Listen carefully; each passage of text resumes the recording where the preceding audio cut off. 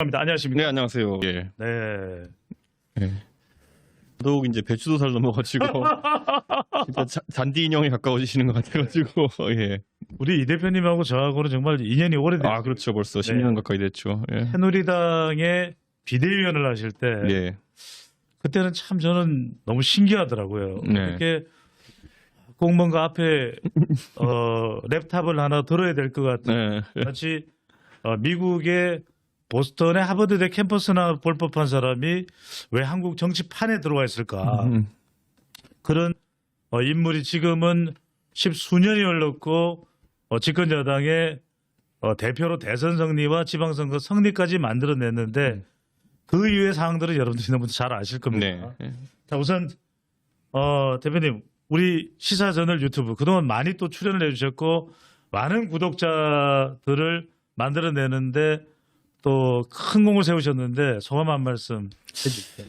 예전에 제가 대표하기 전에 고정 출연하면서 정말 기억이 많이 납니다. 그때 많은 우리 구독자들과 함께했고 무엇보다도 정말 시간을 충분히 들여가지고 제 의견을 피력할 수 있는 공간이었기 때문에 저도 많은 애정을 가지고 이제 방송을 했었는데 어느덧 50만 명을 돌파했다고 하니 정말 저도 하나 일원으로서 감개가 무량합니다. 네. 앞으로도 정론 직필까지는 아니더라도 정론을 항상 밝혀주는 방송이 됐으면 좋겠습니다. 네. 요즘에 뭐 많은 분들도 아실 텐데 네. 또 행보를 공개하시기도 하시는데 네. 요즘에 대체로 일주일 동안 이렇게 개인 뭐 스케줄은 어디에 주로 많이 주력을 하고 계십니까? 저는 월화수목은 지금 순천에 있으니까요.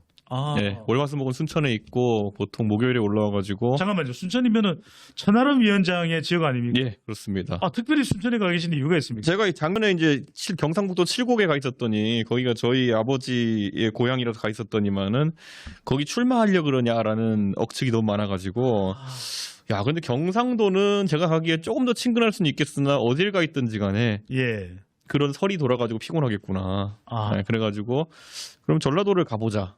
네, 예. 그래서 전라도 중에서도 그래도 약간의 도시 생활과 이제 농촌 생활이 엮여 있는 그런 순천을 고르게 됐습니다. 아. 순천에서 또 호남에서 인기가 좋으니까 네. 호남을 기반으로 해서 영남까지 아우르는 새로운 신당을 만들려고 하는 거 아니냐? 단도직입적으로 여쭤보겠습니다. 예전에 방송에서 네, 네. 제가 질문을 해서 그게 굉장히 네. 화제가 됐는데 네. 신당을 만들 가능성이 단 0.1%라도 있습니까? 저는 모든 걸 배제하지 않고 움직인다라고 항상 말씀드리고요. 네. 그런데 그거야 뭐 내일 무슨 일이 일어날지 어떻게 합니까? 지구가 멸망할지도 모르고 그러니까 그런 측면에서 뭐든 열려 있다라는 것이고 다만 지금 상황에서는 신당을 뭐 준비하고 있거나 이러지 않습니다. 아. 네. 그리고 뭐 아까 전라도 기반의 무슨 경상도로 뻗어나가는 신당 이런 거 제가 아는 정치인 중에 제가 제일 싫어하는 사람이 했던 시도입니다. 그게. 누굴까요? 그건 다 아시니까 제가 말씀 따로 안 드리겠습니다. 예.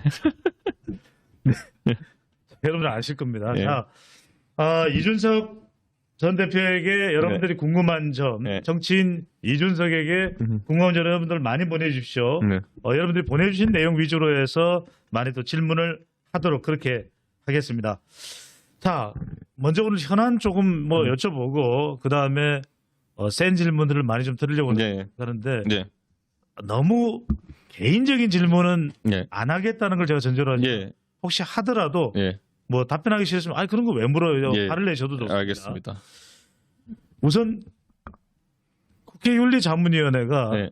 김남국 의원에게 제명 공고를 했습니다. 이건 어떻게 처리돼야 될까요? 원래 윤리자문위는요 제명 공고를 많이 내요.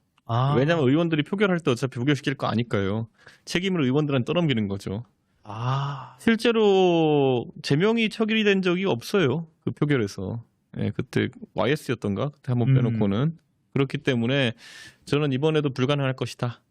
예, 차라리 법원에 의해 가지고 의원직 박탈은 자주 일어난다 하더라도 표결로서 그렇게 되진 않는다. 예. 그래서 김남국 의원은 결국에는 형사적으로는 큰 문제가 없다고 본인 자신하고 있고 하지만 어쨌든 상당수의 상당한 빈번한 횟수로 의정 활동을 해야 되는 시간에 코인 거래를 했다는 것 때문에 문제가 된 거 아닙니까? 그거야 뭐 형사적인 문제가 아니라 직무에 충실했느냐의 문제이기 때문에 도덕적 문제. 저는 윤리자문위가 그렇게 판단 내린 것도 뭐 적절하다 보고 다만 표결에서 그렇게는 안 될 거다. 또 뭐 같은 정치적인 성향은 아닐 수 있습니다만 김남국 의원도 청년 정치인이기도 하고 또 거기 청년 아니에요. 거기 뭐 마흔 몇인데 벌써. 저도 아니라고 제 스스로 청년 아니라고 벌써 몇 년째 하고 다니는데. 김남국 의원은 안 청년 정치인으로 예. 다시 정정을 하겠습니다. 그러면 이준석 대표 보기에는 네. 개인적으로라도 사퇴해야 될까요? 어떻게 해야 될까요? 김남국 의원이 처신을. 사퇴 안 할 거고요. 김남국 의원은 본인이 억울하다고 하고 있으니까 예. 계속 다투겠죠. 이제 그런 것들을. 음. 뭐 제가 봤을 때 형사 처벌이 어렵긴 하지만 어쨌든 형사적으로도 고소 고발이 들어가 있고 하다 보니까 다투는 과정에서 김남국 의원 사퇴할 이유가 없겠죠. 그러니까 대표님 잣대로 봤을 때 어떻습니까? 사퇴할 그런 안 할 겁니다. 그때 김남국 의원이 그 이재명 대표를 비롯한 어쨌든 민주당 지도부에 대해서도 네. 굉장히 섭섭한 마음을 많이 갖고 있었던 것 같고 네, 아마 민주당 지도부에서도 김남국 의원이 사퇴까지 가는 것이 아마 김남국 의원이 보유한 일정한 지지자들에게 악영향을 줄 거라 생각하기 때문에 자유표결 정도로 맡겨가지고 부결될 가능성을 높지 이걸 뭐 강제로 뭐 사퇴를 종용을 이르지 않을 겁니다. 여기서 이제 약간 이제 현안이 아니라 정치 미래 예측을 가보면요. 2023년 12월경 됐으면 그때 정부에서 가장 큰 현안은 특검법 표결일 겁니다. 올해 말이네요. 네, 올해 말이죠. 특검법 표결일 겁니다. 그때 특검법 표결에서 제가 어제 다른 방송에서 얘기했지만은 원래는 이제 소위 말하는 대장동 50억 클럽 특검이랑 그다음에 이제 도이치모터스 관련해서 특검을 한다고 했는데 이번에 마지막에 이제 본회의에서 법안 수정으로 인해 가지고 양평고속도로건이 추가될 가능성이 높아졌어요. 그래서 저는 이거를 막기 위한 여당의 움직임과 이걸 어떻게든 통과시키기 위한 야당의 움직임이 있을 것이고요. 저는 김남국 의원이 아무리 탈당하고 무소속 상태라 하더라도 김남국 의원을 범우군으로 두고 싶어 할 겁니다. 민주당은 의석 하나를. 어차피 지금 사퇴한다 해도 안산에 보고를 안 하거든요. 다음 때까지. 그럼 의석수 하나 줄어든 상태인데 어떤 변수가 있을지 모르거든요. 12월까지. 이 특검이 표결되는 것은 지금 상황에서는 당연해 보이지만은 처리되면 여기서 변수가 생길 수 있는 게 뭐냐면 혹시라도 많은 사람들이 이야기하는 것처럼 민주당의 분당 사태가 난다든지 그랬을 때 여기에 내가 민주당의 분당된 당이 어떤 성향인지에 따라 가지고 특검표 처리가 불가능할 수도 있습니다. 이런 것 때문에 민주당은 변수를 안 만들려고 할 겁니다. 저는 그래서 민주당도 지금 뭐 비명계에서 뭐 이제 당 차릴 수 있다 아니면 뭐 다른 행동할 수 있다 이런 식으로 하는데 분당 이야기도 나오고 하는데 이재명 대표 입장에서는 어떤 식으로든지 타협을 보려고 할 겁니다. 네, 그게 아까 말했던 그 12월의 그 일정 때문에라도. 예. 김남국이 사퇴할 일은 없을 것이다. 사퇴하게 안 둘 겁니다. 사퇴하게 네. 안 둘 것이다. 네. 네. 자, 민주당 관련된 이야기는 이따 좀 더 네. 뭐 이낙연 관련해서도 우리 네. 대표님께 여쭤보더라고요. 일단 윤석열 대통령과 관련된 부분입니다. 수재 대응. 네. 자, 이거는 당대표 시절에도 사실은 지난해 뭐 6월 지지난해 이제 6월 달에 당대표가 되고 난 이후에도 사실 비가 많이 오는 때도 있기도 했었고 네. 지금 대응을 보면서 어떤 부분이 가장 큰 문제로 보십니까? 뭐 대통령의 대응입니까? 당의 어떤 설명하고 이렇게 메시지 소통하는 방법이 뭐가 가장 문제일까요? 뭐 당청 관계 아니면 당과 용산의 관계가 좋아졌다고 이제 누구는 얘기하는데 제가 이번에 봤을 때는 수재보다도 정말 여기 서로 따로 노는 거라 생각했던 게 대통령이 나토 관련해서 모임 가시는데 동시에 당대표가 미국 순방을 간다? 이건 불가능한 일정입니다. 저도 당대표 해봐서 아는데요. 이거 안 돼요 원래 이렇게 하면은. 예. 둘 중에 하나는 자리를 지켜야죠. 그런데 김기현 대표는 미국 가 있었고 그리고 대통령은 이제 리투아니아 가 있고 그다음에 우크라이나까지 방문하셨는데 이거는 컨트롤 타워가 두 개 다 사라지는 겁니다. 이 대표님 말씀 도중이겠는데 그렇다면 대통령은 가야 될 거고 그거는 정상회의고 네.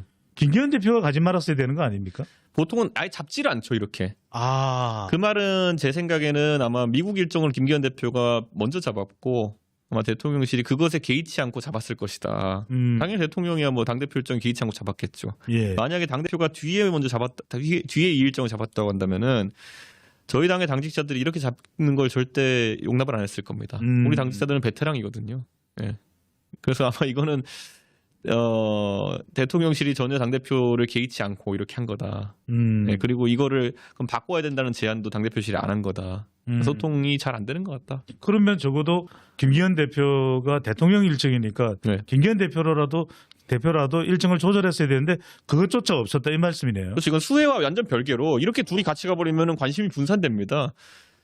김기현 대표 개인을 위해서도 대통령에서 좋은 게 아닙니다. 그건. 이건 참 이야기가 많이 나옵니다. 일단 대통령실이 지금 이번 뭐 김기현 대표가 비슷한 시점에 또 미국 간 것도 그렇지만 지금 해외 순방에서도 김건희 여사 행보도 그렇고 또 우크라이나로 가게 된 것에 대한 설명도 그렇고 왜 이렇게 자꾸 뭔가 메시지가 제대로 잘 전달 안 되고 이런 현상이 재발하고 이런 건 또 뭐 때문입니까? 누가 이런 거 잘 해명해 주던 시절이 있었던 거를 몰랐던 거죠.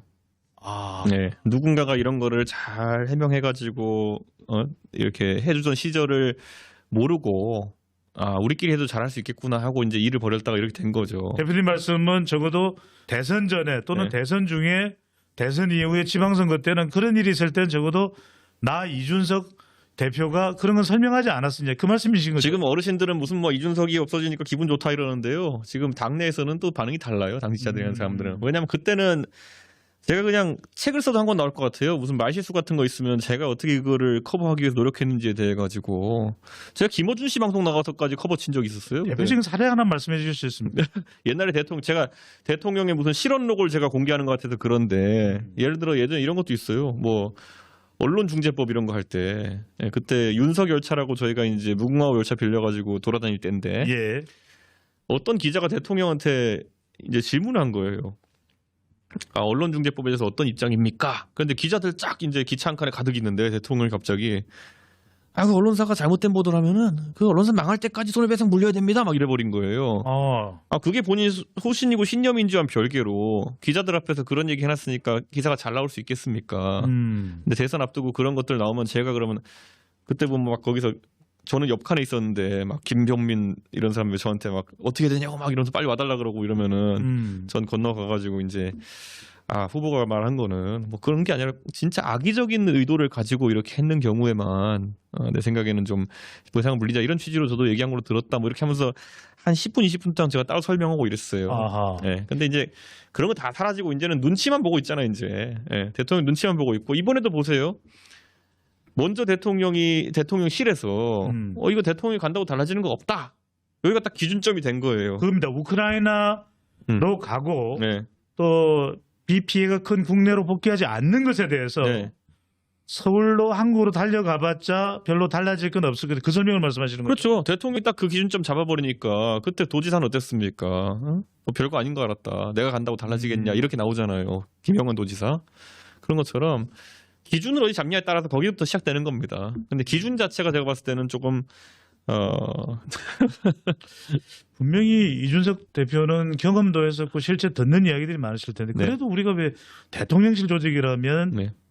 홍보 자리도 있고 또 대변인도 있고 네. 또 그걸 보좌해 줄 수 있는 사람들이 많은데 뭔가 국민 여론에 좋게 전달되도록 할 수 있는 걸 옆에서 비서실장도 있고 조언을 외교안보 수석도 있고 조언을 안 해주나요? 지금 대변인 하고 있는 분 누굽니까? 이도훈 대변인 옛날에 종편 나와가지고 맨날 뭐 남 까는 거밖에 안 하던 분 아닙니까? 아하. 이분이 맨날 거의 가가지고 그 채널A 방송 앉아가지고 맨날 그냥 남 욕하는 방송 하시다가 이제 하니까 뭐 논소리원도 하셨지만 저는 그분이 쓴 글은 잘 기억 안 나는데 방송국에서 그거 하신 것만 기억나거든요. 근데 그분이 가가지고 지금 본인의 재능을 발휘하고 계시니까 그런 거죠. 예. 본인이 뭔가를 완화해서 순화해서 이제 이 표현하고 이런 게 아니라 그냥 그런 공세적인 입장만 취하던 분이 가가지고 이제 하니까 뭐 잘 할 수 있겠습니까? 참.